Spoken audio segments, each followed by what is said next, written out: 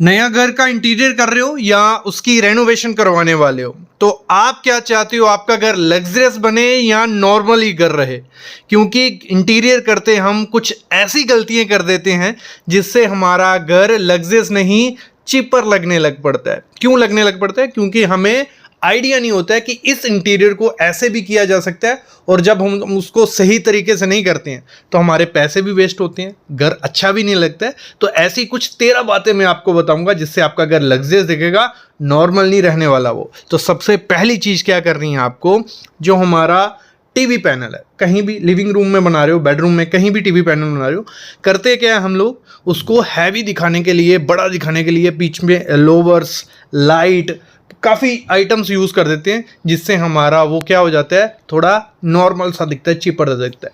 अगर आपको 2025 में उसको लग्जरियस बनाना है घर को, तो आपका टीवी पैनल अच्छा दिखना चाहिए। तो करना क्या है, आपका जो टीवी पैनल है बिल्कुल प्लेन रखो, बहुत प्यारा लगेगा। टीवी पे खर्चा कर लो, 55 से 65 इंच का टीवी ले लो, और साथ में करो क्या, आपको करना है जो उसका एंटरटेनमेंट यूनिट है वो आपको रखना है फ्लोटिंग। मतलब कंसोल यूनिट पूरा फ्लोटिंग आपका रहेगा तो अच्छा है। अगर सेफ्टी के लिए लेग्स देनी है तो उसको शार्प लेग्स देना, तो घर लग्जरियस लगेगा, नॉर्मल नहीं लगेगा। दूसरी चीज़ क्या करनी है, जब भी हम इंटीरियर करवाते हैं अपने घर का, कोई भी रूम है, लिविंग रूम, बेडरूम, तो हम इलेक्ट्रिक की वो नहीं लेते हैं, ड्राइंग नहीं लेते हैं, और करते क्या है, हमारा ठेकेदार आता है, स्विचेस लगा देता है जहाँ उसका मन करता है। जब वो स्विचेस लगा देता है, जब हम फर्नीचर लगाते हैं तो हमारे बेड के पीछे पॉइंट आ जाता है, जब बेड के पास कोई पॉइंट नहीं होता है, या टीवी का कोई पॉइंट नहीं होता है। तो हमेशा क्या करना है, जब भी इंटीरियर करानी है या रेनोवेशन करवानी है, अपना फर्नीचर लेआउट रखना। ड्राइंग बनवा लो, नहीं तो खुद से रखना कि मेरा बेड यहाँ आएगा, उसको बता दो मेरा सोफ़ा यहाँ आएगा, मेरा टीवी यहाँ आएगा,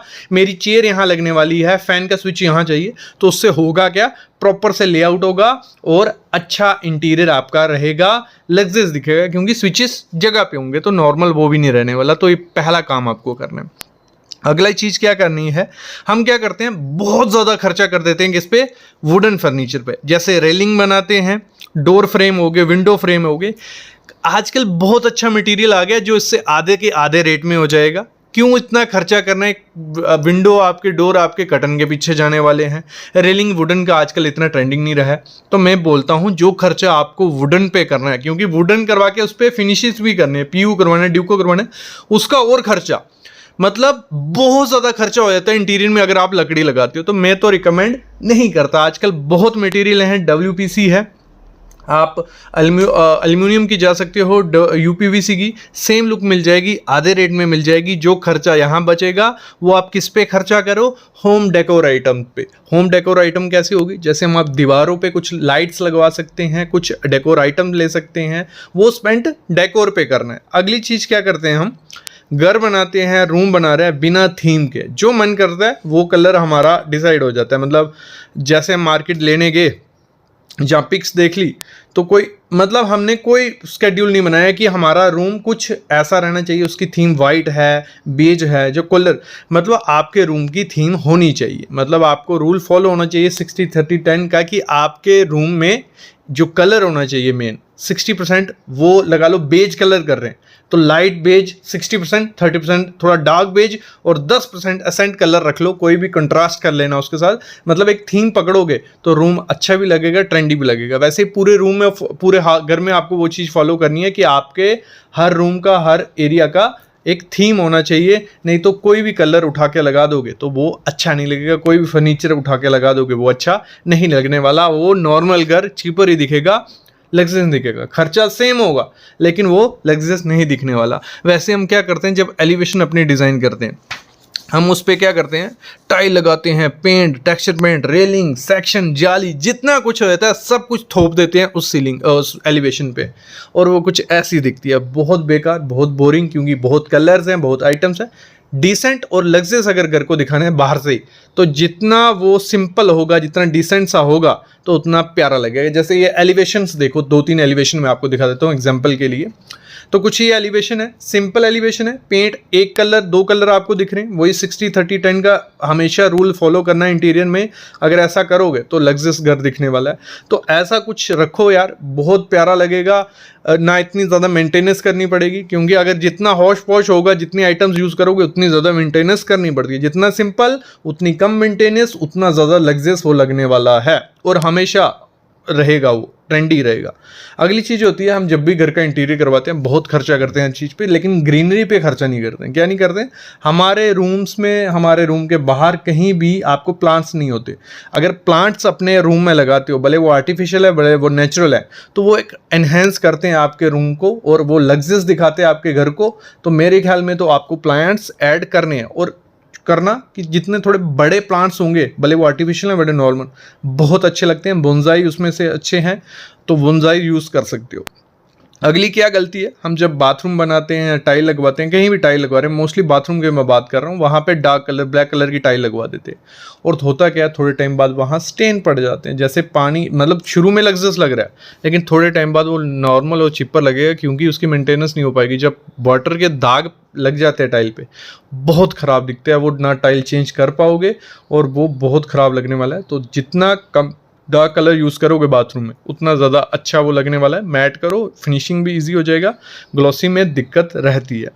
अगली चीज़ आपको क्या करनी है, जो आपका रूम का एंट्रेंस होती है, मतलब भले वो मेन डोर की मैं बात कर रहा हूँ, मेन डोर में आपको क्या करना है, कभी भी छोटा डोर नहीं रखना है। जितना छोटा डोर रखोगे वो नॉर्मल लगेगा घर, कोई दिक्कत नहीं है, रख सकते हो। लेकिन अगर लग्जरियस दिखाना है तो रूम डोर का साइज़ बड़ा होना चाहिए। 4.5 बाय 10 रख लो, या 5 बाय आपका 12 हो गया। तो जितना बड़ा डोर होगा उतना ज़्यादा वो प्रीमियम और लग्जरियस रहने वाला है। और एक चीज़ का ध्यान रखना, वो बिल्कुल सिंपल रखना है, आपको उस पर ज़्यादा खर्चा नहीं करना है। आप भले क्या करो, जो ब्लॉक बोर्ड आता है वो लाइए 32 mm या उससे ज़्यादा का मोटा का, दोनों साइड सिंपल माइका रखिए। और खर्चा कितने किस पे करना है, जो उस पर एसेसरीज आप लगाओगे डोर के ऊपर, हैंडल हो गया, चिटकनी हो गई, तो वो एसेसरीज पे खर्चा करोगे तो वो बहुत प्रीमियम वो लगने वाला है। बाकी PU ड्यूको करवाओगे और ज़्यादा लग्जरियस वो लगने वाला है। अगली चीज़ क्या करनी है, जो हमारा कर्टन होते हैं या AC होता है, ठीक है, AC की प्लेसमेंट बहुत इंपॉर्टेंट होती है। रूम का इंटीरियर ख़राब हो जाता है पूरा अगर सही से। तो अच्छी जगह क्या है, विंडो के ऊपर वाला एरिया होता है, वहाँ पे आप क्या कर सकते हो, पेलमेट बना सकते हो, उसके ऊपर AC लगवाओगे तो ठीक है, क्योंकि आपके कर्टन भी हाइड होगे। और हम गलती क्या करते हैं, कर्टन्स कुछ ओपन रख देते हैं, मतलब उनकी रॉड दिख रही है, छोटे कर्टन है, वो प्यारे नहीं लगते। आप या तो पेलमेट बना लो, या तो फॉल सीलिंग करवा लो, कि आपकी रॉड फॉल सीलिंग के अंदर या पेलमेट के अंदर रहेगी। और इसी में एक टिप है आपको कि कर्टन पूरे ऊपर से नीचे तक रखना, अपनी खिड़कियों से बड़े कर्टन रखने में दोनों तरफ 1-1, 1.5 फीट निकाल देना, और एक कर्टन एक्स्ट्रा यूज़ करना। अगर 3 की ज़रूरत है 4 करो, तो अच्छी लाइंस बनेंगी, बहुत प्रीमियम लगेगा। ये चीज़ मस्ट करना। अगली चीज़ क्या करनी है, हम क्या करते हैं जब अपना घर का इंटीरियर करवाते हैं, लाइट प्लेसमेंट अच्छी नहीं करते, पोर लाइटिंग करते हैं। कैसे करते हैं, हम जहाँ तो सीलिंग में लाइट रखेंगे, बस ख़त्म, यहाँ तो अपनी दीवार पे रखेंगे। आपको पूरी लेयर क्रिएट करनी है। आपकी सीलिंग में तो मस्ट रहेंगी LED स्ट्रिप, अगर फॉल सीलिंग करवाई है, या सरफेस लाइट या फ्लश लाइट जो रहती हैं, उतने में आपको नहीं रुकना है। अगर नॉर्मल घर बनाना है तो रुक सकते हो। करना क्या है, लेयर करनी है आपको। सीलिंग में आपकी दीवार पे कोई वॉल लाइट लगवा दो, आपके टेबल्स पे लैंप लगवा लो, स्टैंडिंग लैंप लगवा लो, मतलब 3 लेयर में आपकी लाइट होनी चाहिए रूम में। और पॉसिबल करो वार्म वाइट, कूल वाइट दोनों मिक्सचर हो। ज़्यादा कलर वाली जो ड्रेस रहती हैं, लाल, पीली, सैली, नीली, नहीं अच्छी लगती यार, वो आपके घर को नॉर्मल बना सकती है। चीपर, वो सस्ते की बात नहीं कर रहा हूँ, देखने में हम चीपर की बात कर रहे हैं। अगली चीज़ क्या होती है, हम क्या करते हैं, टाइल्स जब चूज़ करते हैं तो हम एक तो बहुत ग्लॉसी टाइल उठा ले आते हैं। दूसरा हम क्या करते हैं, उसमें रेशे इतने ज़्यादा होते हैं कि बहुत पजल दिखता है। जितनी डिसेंट प्लेन सी आपकी टाइल होगी, उतना आपका जो फर्नीचर होगा वो हाईलाइट सा होगा, प्यारा दिखेगा। और जितना सिंपल आप रख सकते हो अपनी फ्लोरिंग में, बोलता हूँ वाइट से अच्छा कलर कोई नहीं है, क्योंकि बेसिक रहेगा तो इंटीरियर आपका इन्हेंस होगा। तो वाइट रखो, बिल्कुल थोड़े रेशे उसमें हो, तो बहुत प्यारा वो लगने वाला है। बड़े लाउड और वेरी ग्लॉसी टाइल मत यूज़ करो, बहुत ख़राब लगती है। अगली चीज़ है, अगर लग्जरियस घर बनाना है तो आपका फर्नीचर जितना कम होगा उतना अच्छा है। ये क्या मैं बोल रहा हूँ, क्योंकि फर्नीचर की ज़रूरत पड़ती है, लेकिन आपको करना क्या है, क्राउड नहीं करना है फर्नीचर का। लगा लो एक कोई रूम है आपकी, अगर जगह ही नहीं बची, आपने बेड भी लगा लिया, TV यूनिट लगा लिया, सोफ़ा लगा दिया, उसमें हर चीज़ घुसा दी, और वो बहुत बेकार दिखने वाला है, नॉर्मल दिखने वाला है। लग्जरियस करना है तो जितना कम फर्नीचर होगा उतना अच्छा है। फर्नीचर की जगह आप डेकोर आइटम्स यूज़ कर सकते हो। और फर्नीचर किस लिए यूज़ करते हैं, सिटिंग के लिए या स्टोर एज ए स्टोर उसको वर्क करते हैं, तो प्रॉपर आप अलग से स्टोर रखिए। सिटिंग के लिए कुछ ऐसी अरेंजमेंट कीजिए फर्नीचर की जिनकी शार्प लेग्स हों, जितना सरफेस नीचे दिखेगा उतना वो लग्जरियस दिखेगा, नॉर्मल नहीं दिखेगा। अगली चीज़ क्या करनी है आपको, जो सीलिंग हम डिज़ाइन करते हैं तो उसमें क्या करते हैं, हैवी डिज़ाइन लेते हैं। हैवी डिज़ाइन बहुत ख़राब लगते हैं, एक तो बहुत हैवी होते हैं, बाकी चीज़ों पर ध्यान पड़ता ही नहीं, आपकी सीधी सीलिंग दिखेगी। तो जितना कम प्लेन होगा, आप साइड का पट्टा बना लीजिए या प्लेन रखिए, बहुत प्यारी लगती है, डिसेंट सी लगती है, तो आपके रूम को, आपके घर को लग्जरियस दिखाती है। अगला है हमारी जो एक्सेसरीज यूज़ करते हैं या स्विच बोर्ड यूज़ करते हैं हम, उसमें भी हम क्या करते हैं, मतलब वाइट लगवा लिए। ये मैं पहले काफ़ी बातें बोल चुका हूँ, पहले वीडियोस आ चुकी हैं, लेकिन इसमें मैंने ऐड कर लिया कि पूरा ओवरऑल हमारा इंटीरियर अच्छा हो जाए। तो हमें स्विचेस पे भी थोड़ा इंटरेस्ट लेना है, क्योंकि वो एक एसेसरी है, एक डेकोर आइटम है, लगा लो।